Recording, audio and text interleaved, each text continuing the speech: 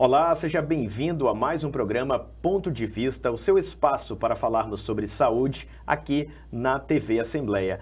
Tradicionalmente, o mês de junho é muito esperado em praticamente todos os estados do Nordeste e até em outras partes do país que apreciam os aspectos culturais do São João. Mas, junto com as comemorações juninas, temos também aquele aumento de fumaça decorrente das fogueiras, da madeira queimada que acaba se espalhando muitas vezes em toda a cidade e em algumas delas até criando uma grande névoa por todos os municípios do entorno onde essas festas acontecem com maior frequência. E somado a isso, há outro problema para quem tem problemas respiratórios, que é a própria mudança do tempo. Aqui em Alagoas, por exemplo, a partir do mês de abril, no finalzinho ali, já início de maio, nós temos a quadra chuvosa. E pontualmente nesse mês de junho, a chuva veio com força, o que acaba agravando casos principalmente de alergia. E hoje a gente vai conversar com a doutora Rita Silva sobre alguns desses aspectos. Ela é pneumologista pediátrica e vai nos explicar quais os cuidados, principalmente, que nós adultos precisamos ter, mas principalmente os pais com as crianças, tanto aquelas que já têm algum problema respiratório, algum tipo de alergia, quanto aquelas que, por essa sensibilidade, mudança do clima, pela questão da fumaça, pode acabar tendo alguma complicação no período. Seja muito bem-vinda, doutora Rita. Muito obrigada, boa tarde, Warney.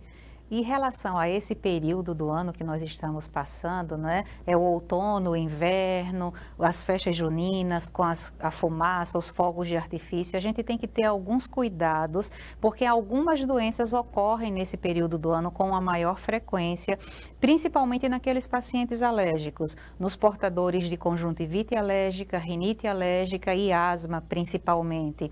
Isso com as mudanças climáticas que ocorrem nesse período, a gente não tem estações tão bem definidas, mas a gente tem mudanças sutis na temperatura, no clima, que quem já tem um problema alérgico sente essa mudança. A via aérea, o sistema respiratório sente essa mudança e acaba desenvolvendo os sintomas. Em períodos como esse, em que há essa mudança de temperatura, principalmente, Maceió é uma cidade quente, aí daqui a pouco começa a chover, 1, 2, 3 dias de uma forma mais intensa.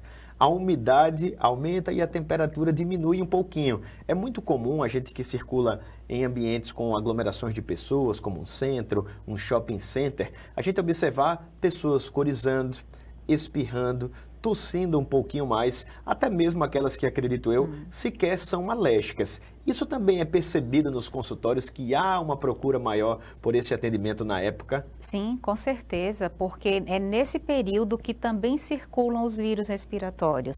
Então, além de se agravar os processos alérgicos, tem a questão dos processos virais que ocorrem nesse período, a gripe, a bronquiolite, a gripe normal mesmo, são doenças que ocorrem nesse período e que é nesse período que a gente precisa ter mais cuidado, principalmente com os pequenos, as crianças pequenas, os menores de 2 anos de idade são os mais acometidos, então a gente orienta a evitar locais aglomerados, se precisar ir no local aglomerado, usar uma máscara, porque você, o adulto, pode ser o vetor e transferir o vírus para sua criança ou para outra criança pequena que esteja exposta.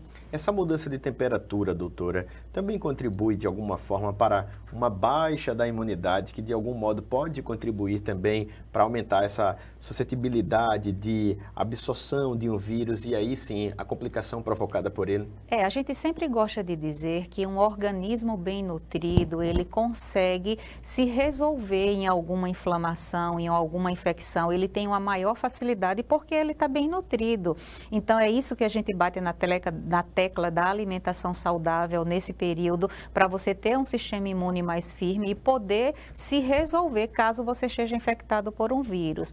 Mas uma questão muito interessante também é que nesse período do ano, quem é alérgico, existe uma inflamação no sistema respiratório, na mucosa do olho, na mucosa do nariz, na garganta, na via aérea como um todo, existe essa inflamação. E quando você é exposto a uma mudança climática, a uma fumaça ou a um vírus, essa inflamação se agudiza. Ela se torna mais inflamação ainda, dizendo a grosso modo, desencadeando os sintomas. Então, o que seria um processo, entre aspas, natural desses organismos que já tem um problema, acaba se agravando ainda mais. E, consequentemente, eu acredito que as pessoas acabam tentando também, de alguma forma, resolver esse problema do seu próprio modo.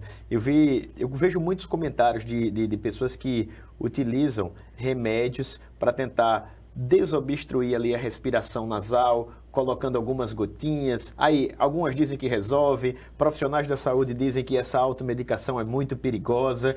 Isso daí também vai parar lá no seu consultório, por exemplo? Com certeza, a gente contraindica a automedicação, até porque você não tem o conhecimento técnico de saber qual a melhor medicação utilizar e qual a não utilizar de forma alguma. Então, a gente contraindica, mas tem aquele caso daquele paciente, daquela pessoa ou daquela criança que sabidamente é alérgico, sabidamente ele tem uma rinite alérgica, sabidamente ele tem uma asma, ele acompanha com o médico dele e ele já tem instruções do que ele utilizar durante uma crise. Então, normalmente a gente deixa lá a receita já, o kit da crise. Então, aquele paciente que já tem um diagnóstico firmado, que já acompanha, ele já tem um conhecimento de como manejar uma crise. Se for forte, lógico que ele vai precisar procurar um serviço de urgência, mas quando ele já sabe que tem, ele já está orientado, ele já pode lançar mão do antialérgico dele, da bombinha dele, para aliviar o sintoma naquele momento, até que ele chegue no serviço de urgência.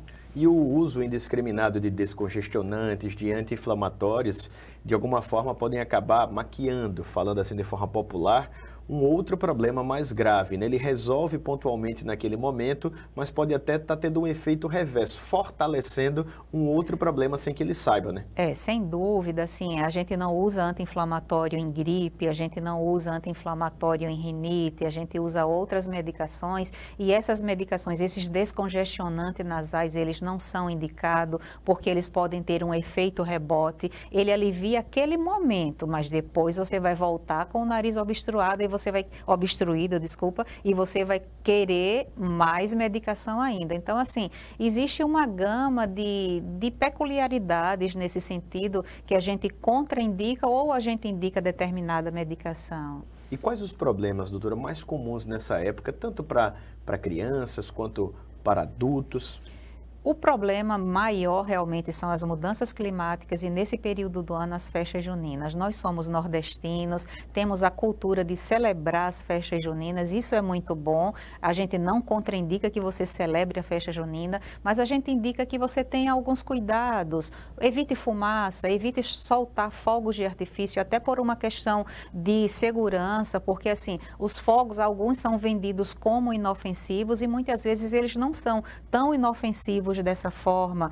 Até a gente, nesse período do ano, a gente vê lesão ocular causada por traque, que traque é vendido como inofensivo, algo comum, inofensivo, mas assim, a criança joga na outra e bate no olho, causa uma lesão ocular. Então, todo fogo de artifício tem o seu perigo ali, então a gente orienta a evitar os fogos de artifício e evitar a fumaça também, porque na verdade você não é alérgico à fumaça, a fumaça ela atua como um irritante, você já tem uma via aérea alterada, uma via aérea inflamada e quando essa fumaça passa pela sua via aérea, que já está inflamada, aí você desencadeia crises de tosse, chiado, cansaço, que começa com coriza, obstrução nasal, coceira no nariz e que isso evolui para a crise de tosse, chiado e cansaço, que é muito comum nesse período do ano. É nesse período que existe o maior número de crises de asma, é justamente nesse período.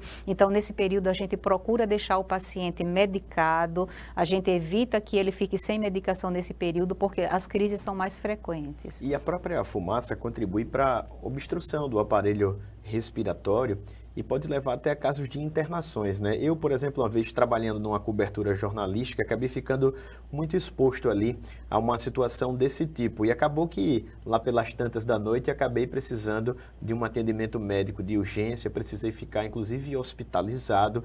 Isso serve também de alerta para que outras pessoas tenham um cuidado e evitem uma possível complicação que naturalmente poderia ser evitada. Sim, sem dúvida, pode ser evitada. Aquele paciente que já tem o diagnóstico, que já sabe manejar, ele já tem o feeling de perceber, ele tem o feeling de perceber quando a crise está começando, ele sente um sintoma leve, então ele já toma a medicação dele de resgate, que é a medicação que usa durante a crise, para evitar que aconteça isso, que precise de uma consulta de urgência, que precise ser hospitalizado, porque tudo isso diminui a qualidade de vida, porque você falta a escola, você falta o trabalho.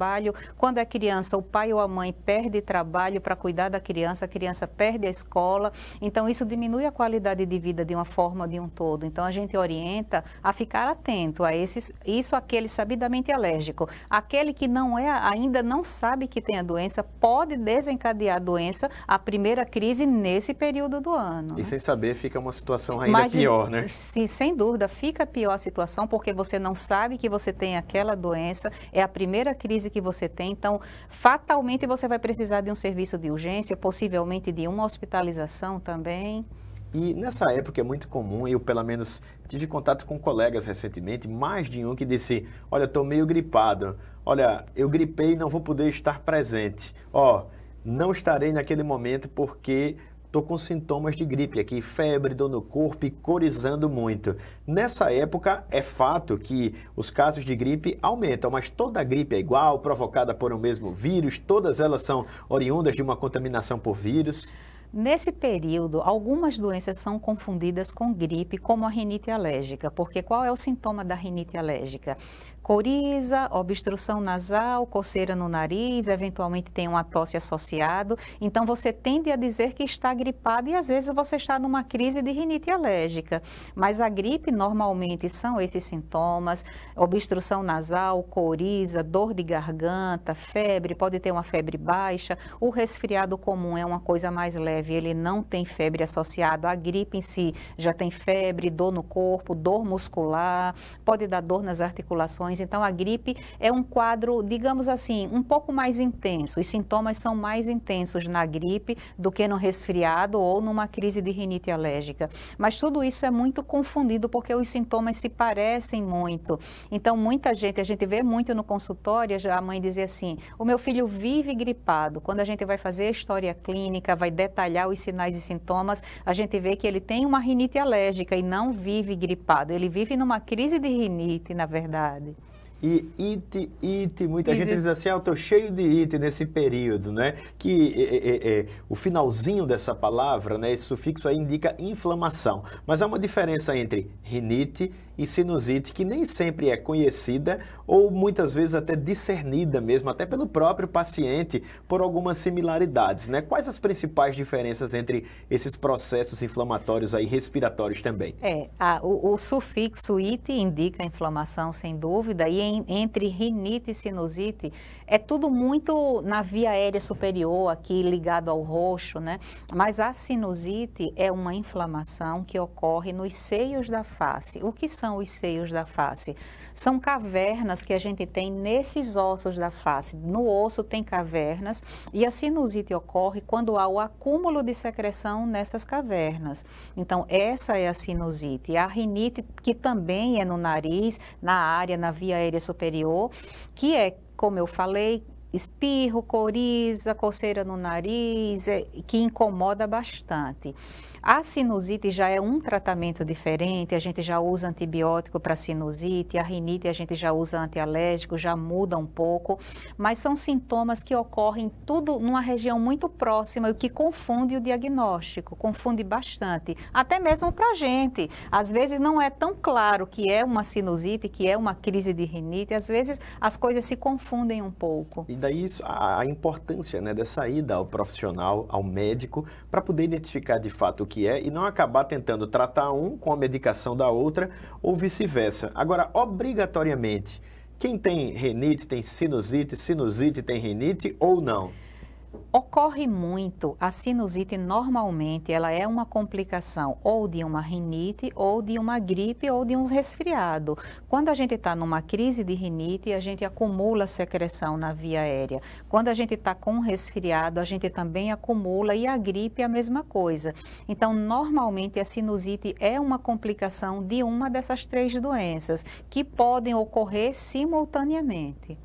Eu acredito também que alguns fatores que não deixam de ser ambientais, mas são mais artificiais, como, por exemplo, o cigarro, o ar-condicionado, devem contribuir certamente para ou uma potencialização ou até mesmo um gatilho desses problemas respiratórios, sobretudo nesse período em que vivemos agora, um mês um pouquinho mais frio, não é? Com certeza, você tocou num ponto muito importante, que é o cigarro, a fumaça, o tabaco, a nicotina. Para quem é alérgico, isso não é recomendado que você se exponha, não só a fumaça da fogueira, da festa junina, do fogo de artifício, mas também do tabaco. Isso é um ponto importante que a gente bate muito nessa tecla, é evitar o tabagismo. E uma coisa também importante nesse período, nos alérgicos, é as mudanças climáticas. A gente imagina que o ar-condicionado ele causa crise de rinite ou crise de asma, mas na verdade é a mudança climática. Você está num ambiente com ar-condicionado, aí você sai ali fora já está uma outra temperatura. Então essa mudança brusca desencadeia os sintomas. Se às vezes sai de, um exemplo, médio, de 20, 23 graus num ambiente com ar-condicionado, refrigerado, climatizado, quando você sai ali numa temperatura média em Maceió, você vai estar entre 30, 35, às vezes até 38 graus. Saindo desse ambiente e dando de cara ali, podemos dizer assim popularmente, com o sol e com aquele calorão que nos espera. Como é que o nosso corpo reage para tentar reestabilizar, né? Se readequar a essa temperatura real que, na verdade, naquele momento se torna externa, né? Normalmente, essa mudança brusca de temperatura, a maior parte das pessoas não tem importância com isso, porque a gente tem um organismo eficiente, inteligente, extremamente capaz de se reverter de alguma população. Nosso corpo é perfeito. E, na verdade, quem sente isso é quem já tem alguma inflamação, é quem já tem algum processo alérgico, sente essa mudança brusca da temperatura. Mas as pessoas, de um modo geral, que não tem nenhuma doença alérgica, não sente isso. É de boa, você está aqui no ambiente climatizado, você vai para lá 38 graus, como você falou, mas isso ocorre normalmente. A gente tem um organismo inteligente para ter esse mecanismo de adaptação, né? Exatamente. Vai fazendo isso meio que de forma gradual até estabilizar, exato. Né? Agora, naquele paciente que já tem uma doença alérgica, que já tem uma inflamação, ele sente bastante. Eu, por exemplo, moro lá na parte alta e sou alérgico, não é? A gente percebe que o clima lá em cima é um pouquinho mais frio. E em outras áreas, não necessariamente na parte alta de Maceió, mas onde há uma concentração, por exemplo, de vegetação maior, a gente acaba tendo mais umidade naquele ambiente. É comum, às vezes, até na casa ou numa roupa, num calçado, a gente observar um pontinho de mofo. Esse é outro gatilho para pessoas que também sofrem com os processos respiratórios, com alergias. Pois é, aí tipo assim, é um triplo problema, né? Porque você, além da mudança climática, além da umidade excessiva, tem o fungo. Você está exposto a 3 desencadeantes diferentes na sua doença alérgica. Isso é um fator que agrava bastante o mofo, em quem tem sabidamente alergia a fungo, né? O mais adequado é ali, de fato, eu acredito que percebendo aquilo, tentar fazer de pronto a limpeza e buscar, já até existe, vendendo em supermercado, em algumas lojas de produtos químicos, um anti-mofo, né, que acaba retendo um pouco mais a umidade. Isso pode, de alguma forma, ajudar, ainda que indiretamente, a diminuir esse problema, né? Ajuda bastante. E hoje, na internet, no Instagram até, a gente tem perfis que dicas de dicas naturais que você pode usar em casa, né, para evitar mofo, evitar umidade, isso tudo. Isso dá certo. Isso funciona porque você mora na parte alta, você não vai estar livre disso. Então, você tem que driblar esses problemas que acontecem no meio do caminho para você não adoecer. Mas isso ajuda bastante. E, doutora, outra coisa que ajuda muito também é a vacina, que é de graça, que a gente encontra em todo o posto de saúde, contra a gripe, né? E agora, no final das contas, foi aberto para toda a população. A gente tem muitas vezes uma desinformação da população, dizendo assim, mas a vacina da gripe eu tenho que tomar todo ano, é porque não funciona. E não é bem por aí, é porque, tal como nós já falamos aqui dos mecanismos de adaptação do nosso organismo, os vírus também são mutantes, né? Eles se adaptam a essas alternâncias climáticas, de ambiente, até de lugares para onde eles são transportados também. Daí a importância da gente tomar sempre que elas estiverem disponíveis, né? Com certeza, a vacina está aí para ajudar. A campanha da vacina da gripe, ela sempre começa em março, mais tardar em abril, que é o período da sazonalidade dos vírus respiratórios. Os principais vírus são o influenza A e B, o sincicial respiratório e outros inúmeros vírus que circulam nesse período, e a vacina está aí para ajudar. Recentemente, a vacina foi liberada para todas as pessoas, independente de comorbidade, a partir dos 6 meses de idade. Então, o seu bebê que tem 6 meses, leve para vacinar, para ele estar protegido nesse período do ano. E como você falou, que há a mutação dos vírus, e por que se vacinar todo ano? Todo ano, nesse período do ano, circulam os vírus e nós precisamos estar protegidos contra isso. Então, a vacina está aí para ajudar a todos. A gente fala muito sobre o perigo de uma gripe, por exemplo, para os idosos, mas para as crianças, para os seus principais pacientes, existe um risco maior também ou não? Existe. Os extremos das idades, a criança pequena, menor de 2 anos, e o idoso. A criança pequena, o sistema imune ainda está em formação, ainda está em amadurecimento e desenvolvimento, então ela é mais suscetível ao vírus da gripe. Por isso que a gente tanto bate na tecla do aleitamento materno, porque é através do aleitamento materno que a mãe passa para o bebê os anticorpos para ele ficar protegido até que ele seja vacinado.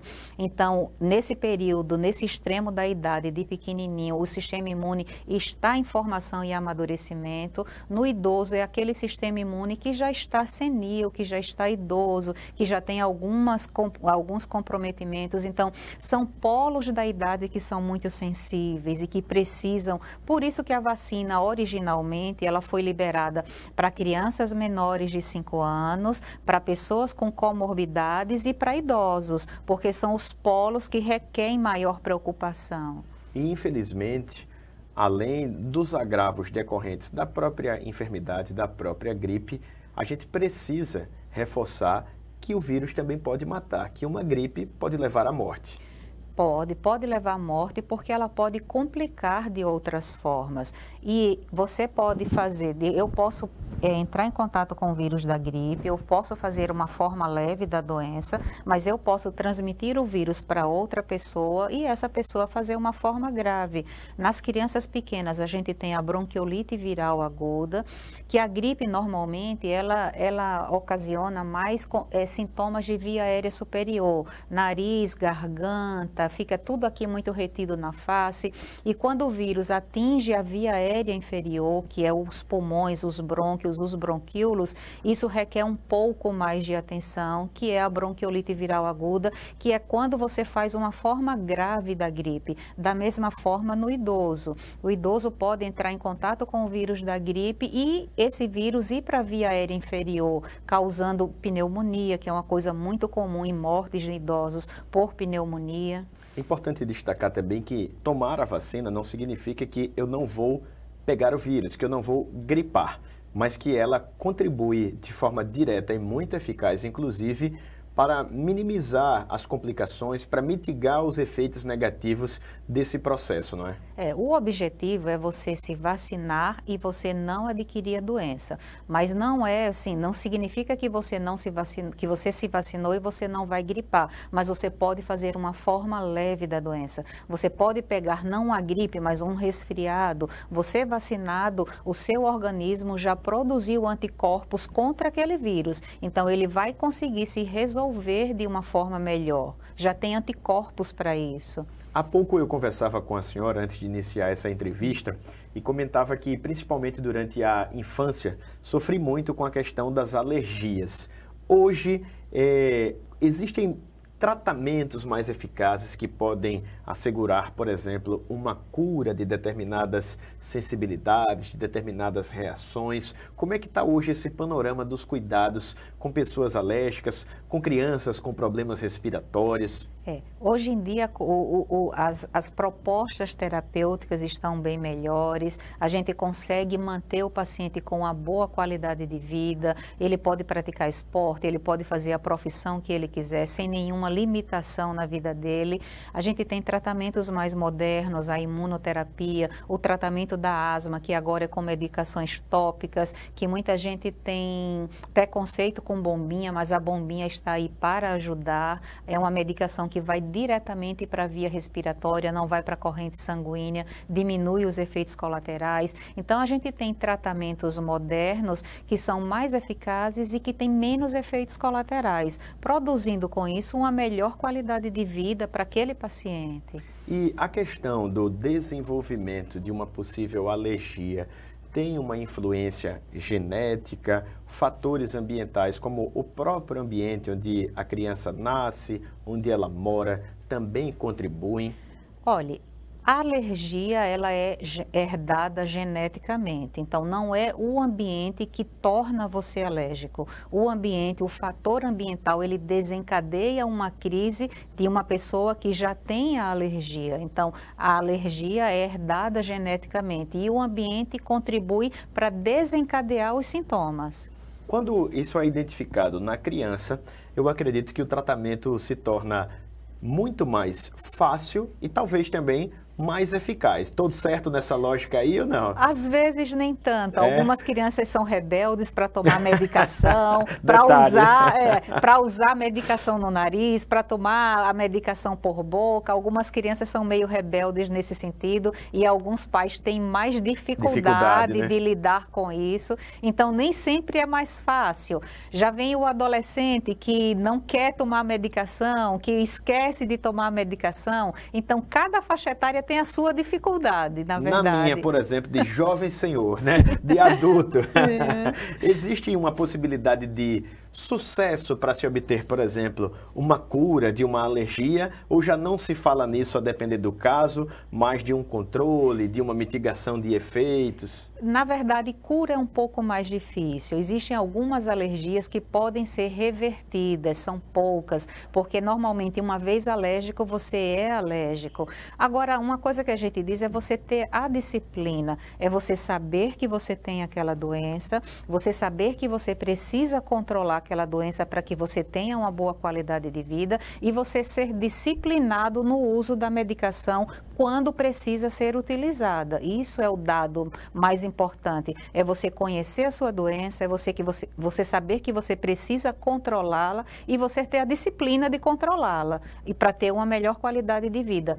Voltando nesse gancho de qualidade de vida, uma coisa que eu gosto muito de falar no consultório, principalmente para os pacientes asmáticos, é porque a asma ela é uma doença que ela não tem cura, mas ela tem controle. E eu gosto de citar muitos atletas de nível olímpico, atletas de alta performance, que têm asma e que seguiram o esporte como profissão. A Marta, jogadora de futebol, é asmática. O Xuxa, o César Cielo, o Gustavo Borges, são todos asmáticos. Os 3 últimos, inclusive, nadadores. Exatamente. É uma indicação, inclusive, né? São todos nadadores e que são atletas de alta performance e que a asma não limitou a vida de nenhum deles. Talvez até tenha influenciado a entrar no próprio esporte, né? Exatamente. Eu gosto de citar esses exemplos para o paciente perceber que ele tem aquela doença, que a doença pode ser controlada e que não limita a vida dele. Eu queria aproveitar para fazer uma última pergunta, porque infelizmente a nossa meia horinha sobre saúde está chegando ao fim, mas a minha dúvida era justamente nesse ponto. O esporte contribui naturalmente para todo o desenvolvimento do corpo humano e até para a saúde mental, mas fortalece também o próprio sistema respiratório e pode inclusive ajudar pessoas com problemas respiratórios, a exemplo desses casos que falamos aqui. O esporte, ele ajuda como um todo, ajuda na saúde mental, ajuda na saúde física, vai lhe dar mais qualidade de vida,